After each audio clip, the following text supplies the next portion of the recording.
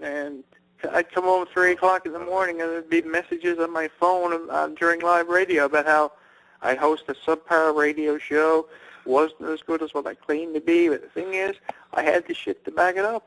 I had the technology, I had the programs, I had the connections, and I was able to do it. So people just used to call me on a regular basis and just verbally harass me. It got to the point where I'd wake up about 7 o'clock in the morning and people would still be calling my house leaving messages. And that's why, Kristen, that's why I don't have a cell phone. That's why I'll never have a cell phone. Because you try and do what I do. God love you because you're a nice person, but you try and do what I do. You'll never be able to do it. You'd never be able to do it. You would destroy your own cell phone if you had to put up with stuff that I had to put up with. Yes, you have a stressful life. You got a kid. I respect you for that. But there's a reason why I don't have a cell phone. That's why. Oh yeah.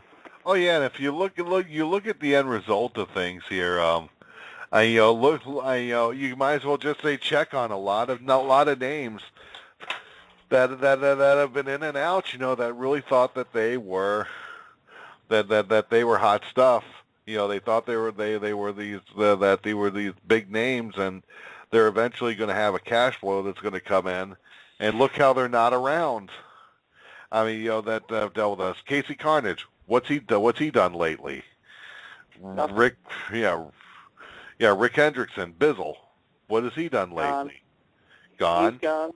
As much as he wants to still believe in his own hype, Vinny the Guido, what's he done? He's gone. Exactly. Go down the list. Phil, gone. Todd Frizzle, gone. Gone. I mean, I could go down the list of people I dealt with here. Some that I dealt with on Blog Talk Radio that are no longer around. Rick Ryder. Rick Ryder's not, and Rick Ryder, left on his own choice, and he didn't leave on bad terms. Rick Ryder is still doing things where wrestling goes. Rick Ryder's great. James Young. I mean, what have these people done? I mean, Chris Cash is the only one you hear of from the WRN days. And you don't hear from him all the time either. Yeah, it's just look at what's going on. Both WRNs, the people that ultimately ran them or took them over and really didn't do things right, gone. I said the difference is, if you really look at it, I'm still around. Still around. The only thing I did was make a transition from wrestling to what I do now. And that's the same thing I did, because the same thing I said to Disney when Disney asked me if I was okay. Gentlemen, believe it if you want to or not, but they called me to see if I was okay because they had heard the shit that I did on YouTube. For whatever reason, they heard the shit that I did on YouTube. They called me and they asked me if I was okay, and if I was interested in interviewing Miley Cyrus. This is what had to be done during the whole Phil thing, because they knew that I was fucked up. And the same thing I said to Disney. The reason why I want, and Bob heard it as a witness, I said to Disney, the reason why I want to do stuff with you guys and the reason why I want to stay in contact with you, Nickelodeon, all the people in the entertainment business, is I got to get away from wrestling. I got to get away from it before something happens. That's why. That's why we wanted to do the whole thing with entertainment. That's why. We had to get away from it because it was the same stupid politics all the time. It was the same 4 or 5 people who thought they were going to do something but never did amount to anything. It was just people wanting to control our lives, and that's what wrestling is.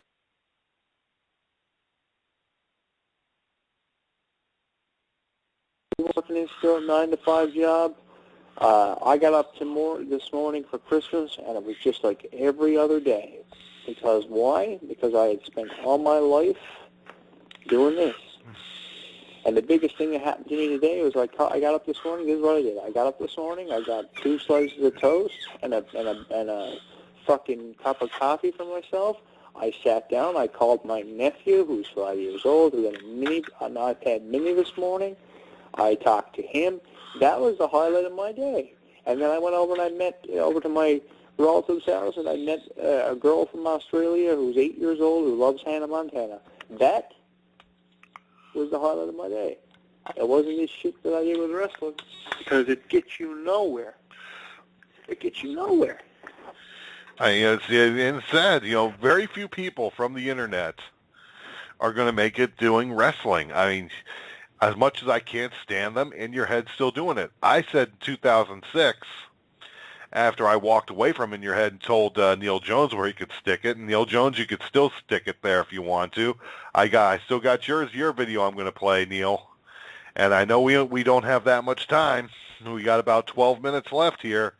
I will say this, that is that they were the only ones to make it, but what did they do? They live off what's the popular thing, what the popular thing is. To say a guy like Extreme Falls, who used to debate with me because he rehashed whatever he heard people say on the internet, and I'm the much older person that smartened up before there was an internet to wrestling, smartened up to how the dirt sheet writers worked before there was an internet, and and did my research long before there was an internet.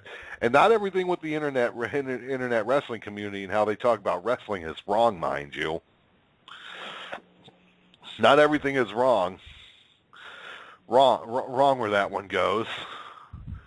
But that's how In Your Head made it. In Your Head made it that way. And plus, In Your Head were really the rudest and most obnoxious bunch of people that would go and take over anywhere they went. And what did they want?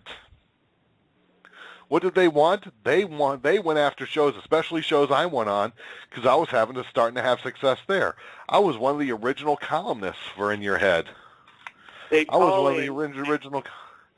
And they call into a show like Bob's. And they'd run you down. It was a team of them. It was Swax and Neil Jones and just beautiful people. Bobby the Beautiful, or whatever his name. Barbie, the voice of the beautiful people. I'm surprised you never did do an STD on him, but he's no longer with them. I know that, and it's one inch biceps. Who's with him? Yeah. Some people he likes to go by 1 inch penis sometimes. Oh yeah, and that's very funny, buddy. The reason why me and you got success is because we didn't interview the same 10 people for 50 shows out of a year. Yeah, and that's the thing. In Your Head was making it more on the guests that they would get on. A lot of guests that people weren't interviewing at the time. They would get a lot of guests. Every week they would have a guest. But and In Your Head really did not make a name for themselves any other way but living off guests. They didn't make it off of hosts that you really got to know. They did very few shows where and believe me when I say this, most of the shows that they've done, they've always had a guest on. For every 20 shows, they've had 19 of them had guests. That's not a way to do a wrestling show. I finally got to the point to where I was saying there's too much emphasis on having a guest on a show. Whatever happened to talking wrestling, talking about the current product, talking about the past product? That's what people like myself, Rick Ryder, and Beautiful Ben like so much. Me and Beautiful Ben eventually got to the point to where, because even Beautiful Ben left me to try to be a part of the IWC, and tried going the way of all of that too. And Beautiful Ben wound up coming right back to me a few months later.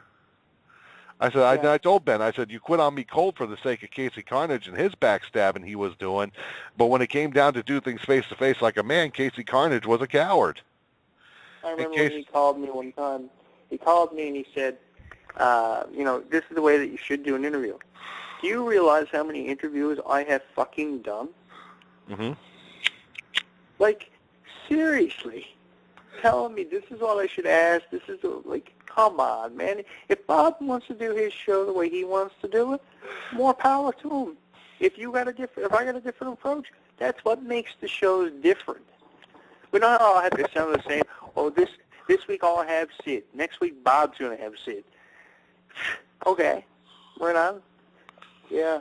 I said, and unfortunately, Sid Vicious canceled out on me. Sid Vicious isn't the easiest guy to book. You never know if you're going to get Sid Vicious, who's going to be a mellow guy, or if you're going to have a high-strung Sid. I'm not personally knocking Sid at all. Sid, I got Sid to admit to me in a conversation that wasn't an interview that I was a smart man. I couldn't believe it. I got Sid to actually admit that I was smart. I don't know how, but I did. The thing about Sid is I think Sid wants us to be asked different questions, and if you don't ask Sid different questions, you're fucked. Oh yeah, definitely. I mean, I did talk to Sid eventually on Michael Porter's show when I was slowly but surely let myself get back into wrestling radio talk. But and Michael Porter became one of the only few shows I would actually go to. I mean, there's only one person that does one wrestling show